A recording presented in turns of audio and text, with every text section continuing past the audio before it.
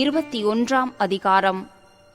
அப்பொழுது கர்த்தருடைய வார்த்தை எனக்கு உண்டாகி அவர், மனுபுத்திரனே, நீ உன் முகத்தை எருசலேமுக்கு நேராக திருப்பி பரிசுத்த ஸ்தலங்களுக்கு விரோதமாக உன் வசனத்தை பொழிந்து இஸ்ரவேல் தேசத்துக்கு விரோதமாக தீர்க்க தரிசனம் உரைத்து, இஸ்ரவேல் தேசத்தை நோக்கி கர்த்தராகிய ஆண்டவர் உரைக்கிறது என்னவென்றால், இதோ நான் உனக்கு விரோதமாக வந்து என் பட்டயத்தை அதன் உரையிலிருந்து உருவி உன்னில் சன்மார்க்கனையும் துன்மார்க்கனையும் சங்காரம் பண்ணுவேன். நான் உன்னில் சன்மார்க்கனையும் துன்மார்க்கனையும் சங்காரம் பண்ண போகிறபடியினால் தெற்கு துவக்கி வடக்கு மட்டுமுள்ள எல்லா மாம்சத்துக்கும் விரோதமாய் என் பட்டயம் அதன் உரையிலிருந்து புறப்படும். அப்பொழுது கர்த்தராகிய நான் என் பட்டயத்தை அதன் உரையிலிருந்து உருவினேன் என்பதை எல்லா மாம்சமும் அறியும். அது இனி உரைக்குள் திரும்புவதில்லை. ஆதலால் மனுபுத்திரனே, உன் இடுப்பு நொறுங்கும்படி பெருமூச்சு விடு. அவர்கள் கண்களுக்கு முன்பாக மனங்கசந்து பெருமூச்சு விடு. நீ எது நிமித்தம் பெருமூச்சு விடுகிறாய் என்று அவர்கள் உன்னிடத்தில் கேட்டால், நீ அவர்களை நோக்கி, துர்ச்செய்தி வருகிறது நிமித்தமே. அதனால் இருதயங்களெல்லாம் உருகி கைகளெல்லாம் தளர்ந்து மனமெல்லாம் தியங்கி முழங்கால்களெல்லாம் தண்ணீரைப் போல அலை உண்ணும். இதோ அது வந்து சம்பவிக்கும் என்று கர்த்தராகிய ஆண்டவர் உரைக்கிறார் என்று சொல் என்றார். கர்த்தருடைய வார்த்தை எனக்கு உண்டாகி அவர், மனுபுத்திரனே, நீ தீர்க்க தரிசனம் உரைத்து சொல்ல வேண்டியது என்னவென்றால், பட்டயம் கூர்மையாக்கப்பட்டது, பட்டயம் கூர்மையாக்கப்பட்டது, அது துலக்கப்பட்டுமிருக்கிறது. மகா சங்காரம் செய்வதற்கு அது கூர்மையாக்கப்பட்டிருக்கிறது. மின்னத்தக்கதாய் அது துலக்கப்பட்டிருக்கிறது. சந்தோஷப்படுவோமோ? அது என் குமாரனுடைய கோல். அது சகல விருட்சங்களையும் அலட்சியம் பண்ணும். அதை கையாடும்படி அதை துலக்க கொடுத்தார்.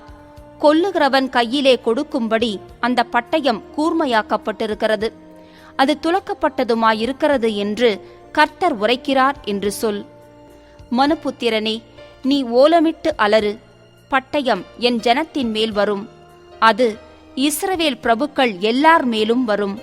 அது நிமித்தம் என் ஜனத்துக்குள்ளே திகில் உண்டாயிருக்கும். ஆகையால் உன் விலாவிலே அடித்துக்கொள்.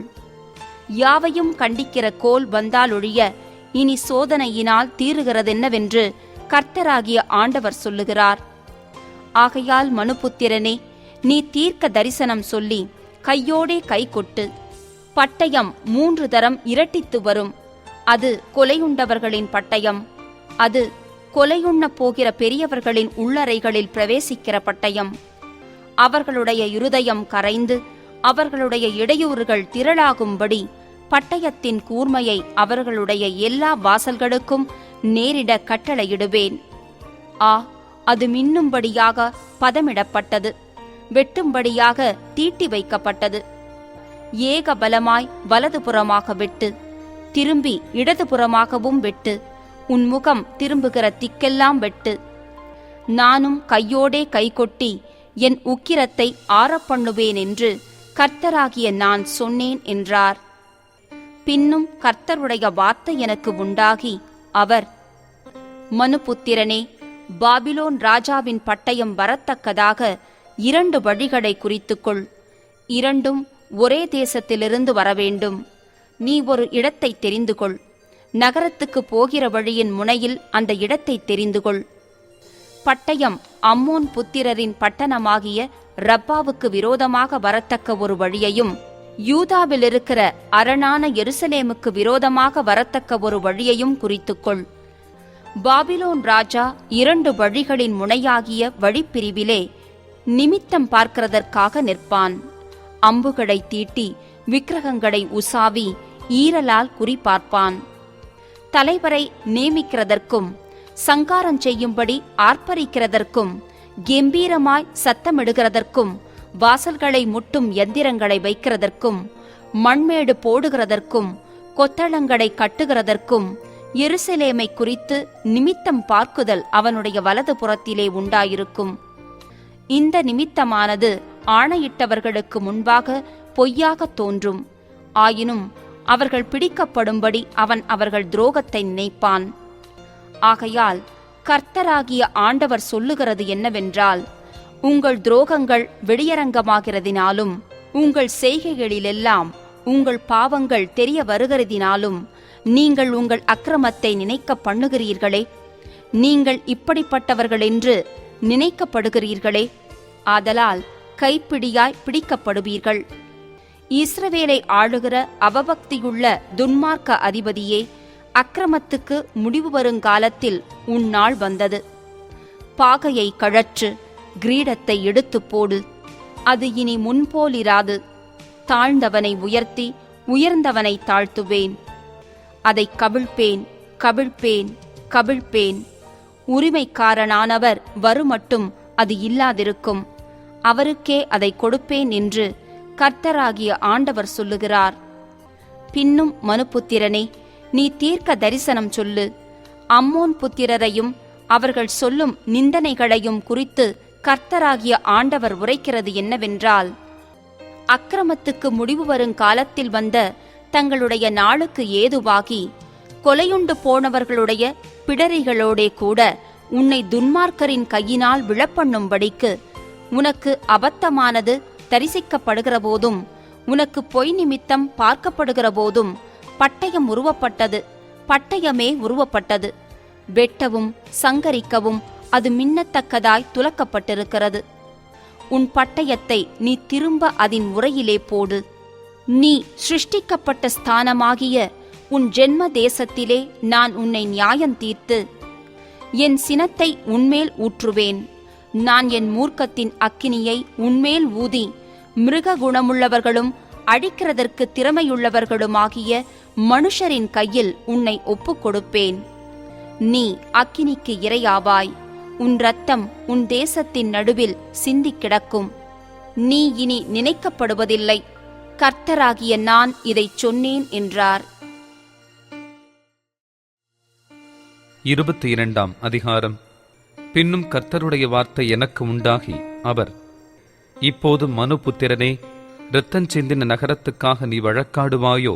வழக்காட மனதானால் நீ அதன் அருவருப்புகளையெல்லாம் அதற்கு தெரிய காட்டி அதை நோக்கி, கர்த்தராகிய ஆண்டவர் உரைக்கிறது என்னவென்றால், உன் காலம் வரத்தக்கதாக உன் நடுவிலே இரத்தம் சிந்துகிறதும் உன்னை தீட்டுப்படுத்தத்தக்கதாக உனக்கே விரோதமாய் நரகலான விக்கிரகங்களை உண்டு பண்ணுகிறதுமான நகரமே, நீ சிந்தின உன் இரத்தத்தினால் நீ குற்றஞ் சுமந்ததாகி நீ உண்டு பண்ணின உன் நரகலான விக்கிரகங்களால் நீ தீட்டுப்பட்டு உன் நாட்களை சமீபிக்க பண்ணி உன் வருஷங்களை நிறைவேற்றினாய்.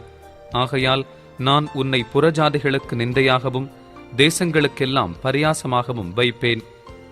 உனக்கு சமீபமும் உனக்கு தூரமுமான தேசங்களின் மனுஷர் நீ அவகீர்த்தியுள்ளதென்றும் அமளி பெருத்ததென்றும் உன்னை பரியாசம் பண்ணுவார்கள்.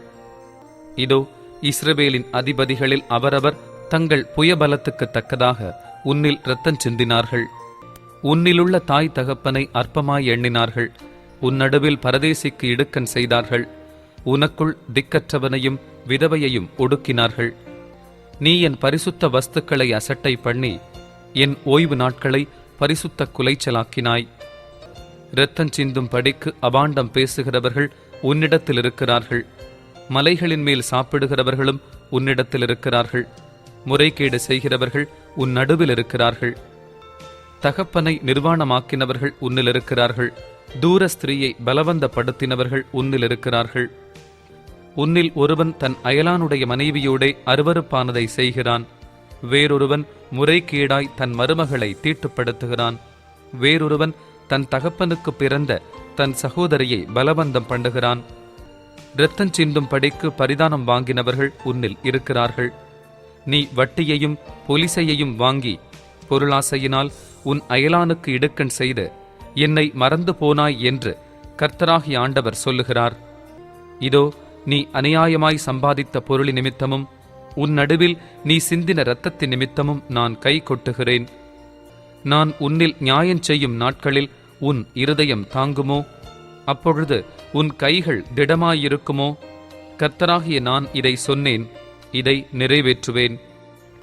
நான் உன்னை புறஜாதிகளுக்குள்ளே சிதறடித்து உன்னை தேசங்களிலே தூற்றி உன் அசுத்தத்தை உன்னில் ஒழிய பண்ணுவேன். நீ புறஜாதிகளின் கண்களுக்கு முன்பாக பரிசுத்த குலைச்சலாயிருந்து நான் கர்த்தர் என்று அறிந்து கொள்வாய் என்று சொல் என்றார். கர்த்தருடைய வார்த்தை எனக்கு உண்டாகி அவர், மனுபுத்திரனே, இஸ்ரவேல் வம்சத்தார் எனக்கு களிம்பாய் போனார்கள். அவர்கள் எல்லாரும் குகையிலுள்ள பித்தளையும் தகரமும் இரும்பும் ஈயமுமாயிருக்கிறார்கள். அவர்கள் வெள்ளியின் களிம்பாய் போனார்கள். ஆதலால் கர்த்தராகிய ஆண்டவர் சொல்லுகிறது என்னவென்றால், நீங்கள் எல்லாரும் களிம்பாய் போனபடியினால் இதோ நான் உங்களை எருசலேமுக்குள் சேர்ப்பேன். வெள்ளியையும் பித்தளையையும் இரும்பையும் ஈயத்தையும் தகரத்தையும் அக்கினியில் ஊதி உருக்குவதற்காக குகைக்குள் சேர்க்கிறது போல நான் என் கோபத்தினாலும் என் உக்கிரத்தினாலும் உங்களை சேர்த்து வைத்து உருக்குவேன். நான் உங்களை கூட்டி என் கோபமாகிய அக்கினியை உங்கள் மேல் ஊதுவேன். அதற்குள்ளே நீங்கள் உருகுவீர்கள். குகைக்குள் வெள்ளி உருகுமா போல நீங்கள் அதற்குள் உருகுவீர்கள். அப்பொழுது கர்த்தராகிய நான் என் உக்கிரத்தை உங்கள் மேல் ஊற்றிவிட்டேன் என்று அறிந்து கொள்வீர்கள் என்றார். கர்த்தருடைய வார்த்தை எனக்கு உண்டாகி அவர், மனுபுத்திரனே, நீ தேசத்தை பார்த்து, நீ சுத்தம் பண்ணப்படாத தேசம், கோபத்தின் காலத்தில் மழை பெய்யாத தேசம் என்று அதற்குச் சொல்லு. அதிலுள்ள தீர்க்கதரிசிகள் அதன் நடுவில் கட்டுப்பாடு பண்ணுகிறார்கள். கெர்ஜிக்கிற சிங்கம் இரை கவ்வுகிறது போல ஆத்துமாக்களை அவர்கள் பட்சிக்கிறார்கள். திரவியத்தையும் விலையுயர்ந்த பொருட்களையும் வாங்கிக் கொள்ளுகிறார்கள். அதன் நடுவில் அநேகரை விதவைகளாக்குகிறார்கள். அதன் ஆசாரியர்கள் என் வேதத்துக்கு அநியாயம் செய்து என் பரிசுத்த வஸ்துக்களை பரிசுத்த குலைச்சலாக்குகிறார்கள். பரிசுத்தம் உள்ளதற்கும் பரிசுத்தம் இல்லாததற்கும் வித்தியாசம் பண்ணாமலும் அசுத்தம் உள்ளதற்கும் அசுத்தம் இல்லாததற்கும் உண்டான வேற்றுமையை காண்பியாமலும் இருந்து என் ஓய்வு நாட்களுக்கு தங்கள் கண்களை மூடிக்கொள்ளுகிறார்கள். அவர்கள் நடுவிலே நான் கனஈனம் பண்ணப்படுகிறேன். அதன் நடுவில் இருக்கிற அதன் பிரபுக்கள் இரை கவுகிற ஓநாய்களைப் போல் இருக்கிறார்கள். அநியாயமாய் பொருள் சம்பாதிக்கிறதற்கு இரத்தம் சிந்துகிறார்கள். ஆத்துமாக்களை கொள்ளையிடுகிறார்கள். அதன் தீர்க்கதரிசிகள் அபத்தமானதை தரிசித்து பொய் சாஸ்திரத்தை அவர்களுக்குச் சொல்லி கர்த்தர் உரைக்காதிருந்தும் கர்த்தராகிய ஆண்டவர் உரைத்தார் என்று சொல்லி அவர்களுக்கு சாரமற்ற சாந்தை பூசுகிறார்கள். தேசத்தின் ஜனங்கள் இடுக்கண் செய்து கொள்ளையடித்து சிறுமையும் எளிமையுமானவனை ஒடுக்கி அந்நியனை அநியாயமாய் துன்பப்படுத்துகிறார்கள். நான் தேசத்தை அழிக்காத படிக்கு திறப்பிலே நிற்கவும் சுவரை அடைக்கவும் தக்கதாக ஒரு மனுஷனை தேடினேன், ஒருவனையும் காணேன். ஆகையால் நான் அவர்கள் மேல் என் கோபத்தை ஊற்றி என் மூர்க்கத்தின் அக்கினியால் அவர்களை நிர்மூலமாக்கி அவர்களுடைய வழியின் பலனை அவர்கள் தலையின் மேல் சுமர பண்ணுவேன் என்று கர்த்தராகிய ஆண்டவர் உரைக்கிறார் என்றார். 23ஆம் அதிகாரம். கர்த்தருடைய வார்த்தை எனக்கு உண்டாகி அவர், மனுபுத்திரனே, ஒரே தாயின் குமாரத்திகளாகிய 2 ஸ்திரீகள் இருந்தார்கள். அவர்கள் எகிப்திலே வேசித்தனம் பண்ணினார்கள். தங்கள் இளம் பிராயத்திலே வேசித்தனம் பண்ணினார்கள். அங்கே அவர்களுடைய ஸ்தனங்கள் அமுக்கப்பட்டு அவர்களுடைய கன்னிமையின் கொங்கைகள் தொடப்பட்டது. அவர்களில் மூத்தவளின் பெயர் அகோலாள், அவளுடைய தங்கையின் பெயர் அகோலிபாள். அவர்கள் என்னுடையவர்களாகி குமாரரையும் குமாரத்திகளையும் பெற்றார்கள். இவைகளே அவர்களுடைய பெயர்கள். அகோலாள் என்பதற்கு சமாரியா என்றும் அகோலிபாள் என்பதற்கு எருசலேம் என்றும் பொருளாம். அகோலாள் என்னுடையவளாயிருக்கும்போது சோரம் போனாள். நீலாம்பரம் தரித்த தலைவரும் அதிபதிகளும் சௌந்தர்ய வாலிபரும் குதிரைகளின் மேல் ஏறுகிற வீரருமாயிருந்த சமீப தேசத்தாராகிய அசீரியர் என்கிற தன் சிநேகிதர் மேல் அவள் மோகித்து அசீரியரின் புத்திரரில் சிரேஷ்டமான அனைவரோடும் தான் மோகித்த அனைவரோடும் தன் வேசித்தனங்களை நடப்பித்து அவர்களுடைய நரகலான சகல விக்கிரகங்களாலும் தீட்டுப்பட்டு போனாள். தான் எகிப்திலே பண்ணின வேசித்தனங்களை அவள் விடவில்லை. அவர்கள் அவளுடைய வாலிபத்திலே அவளோடே சயனித்து அவளுடைய கன்னிமையின் கொங்கைகளை தொட்டு அவளிடத்தில் தங்கள் வேசித்தனத்தை நடப்பித்தார்கள். ஆகையால் அவளுடைய சிநேகிதரின் கையிலே, அவள் மோகித்திருந்த அசீரிய புத்திரரின் கையிலே நான் அவளை ஒப்புக் கொடுத்தேன். அவர்கள் அவளை நிர்வாணமாக்கினார்கள். அவளுடைய குமாரரையும் அவளுடைய குமாரத்திகளையும் சிறைபிடித்து அவளையோ பட்டயத்தினால் கொன்று போட்டார்கள். அப்படியே அவளிடத்தில் ஆக்கினைகள் செய்யப்பட்டபடியினால் ஸ்திரீகளுக்குள் அவகீர்த்தியுள்ளவளானாள். அவளுடைய தங்கையாகிய அகோலிப்பாள் இதைக் கண்டும் தன் மோக விகாரத்தில் அவளை பார்க்கிலும் கெட்டவளானாள். தன் சகோதரியின் வேசித்தனங்களிலும் தன் வேசித்தனங்கள் அதிகமாயிற்று. மகா அலங்கார உடுப்புள்ள தலைவரும் அதிபதிகளும் குதிரைகள் மேல் ஏறுகிற வீரரும் சௌந்தரியமுள்ள வாலிபருமான சமீப தேசத்தாராகிய அசீரிய புத்திரர் மேல் மோகங்கொண்டாள். அவளும் அசுத்தமானாள் என்றும் அவர்கள் இருவரும் ஒரே வழியில் போனார்கள் என்றும் கண்டேன். அவள் தன் வேசித்தனங்களில் அதிகரித்தாள். சுவரில் ஜாதிலிங்கத்தால் சித்திரந்தீர்ந்த கல்தேயரின் புருஷ சுரூபங்களைக் கண்டாள். அவர்கள் எல்லாரும் தங்கள் ஜென்ம தேசமாகிய கல்தேயாவில் உள்ள பாபிலோன் புத்திரரின் சாயலாக தங்கள் அறைகளில் கச்சை கட்டினவர்களும் தங்கள் தலைகளில் சாயந்தீர்ந்த பெரிய பாகைகளை தரித்தவர்களும் பார்வைக்கு ராஜகுமாரர்களுமாக இருந்தார்கள். அவளுடைய கண்கள் அவர்களை பார்த்தவுடனே அவள் அவர்கள் மேல் மோகித்து கல்தேயாவுக்கு அவர்கள் அண்டையிலே ஸ்தானாவதிகளை அனுப்பினாள். அப்பொழுது பாபிலோன் புத்திரர் அவள் அண்டையிலே சிநேக சம்போகத்துக்கு வந்து தங்கள் வேசித்தனங்களால் அவளை தீட்டுப்படுத்தினார்கள். அவள் இவர்களால் தீட்டுப்பட்டு போன பின்பு அவள் மனது அவர்களை விட்டு பிரிந்தது.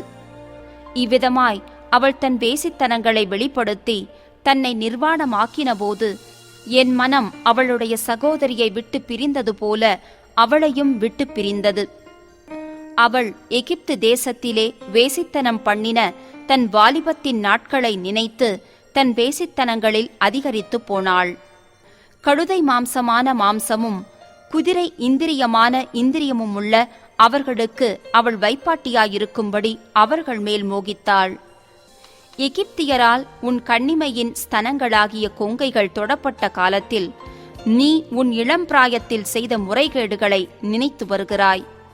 ஆகையால் அகோலிபாளே, கர்த்தராகிய ஆண்டவர் சொல்லுகிறது என்னவென்றால், இதோ உன் மனது விட்டு பிரிந்த உன் சிநேகிதரை நான் உனக்கு விரோதமாக எழுப்பி உனக்கு விரோதமாக அவர்களைச் சுற்றிலும் வரப்பண்ணுவேன்.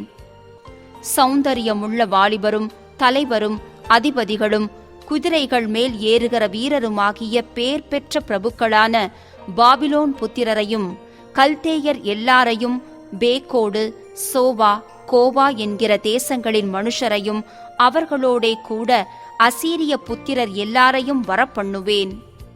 அவர்கள் வண்டில்களோடும் ரதங்களோடும் எந்திரங்களோடும் ஜனக்கூட்டத்தோடும் கேடகங்களும் பரிசைகளும் தலைச்சீராக்களும் தரித்தவர்களாய் உனக்கு விரோதமாக வந்து உன்னைச் சுற்றிலும் பாளையமிறங்குவார்கள். அவர்களுக்கு முன்னே நான் நியாயத்தை விளங்க பண்ணுவேன். அவர்கள் தங்கள் நியாயங்களின்படி உன்னை நியாயம் தீர்ப்பார்கள். உனக்கு விரோதமாக என் எரிச்சலை விளங்க பண்ணுவேன். அவர்கள் உன்னை உக்கிரமாய் நடப்பித்து உன் மூக்கையும் உன் காதுகளையும் அறுத்து போடுவார்கள்.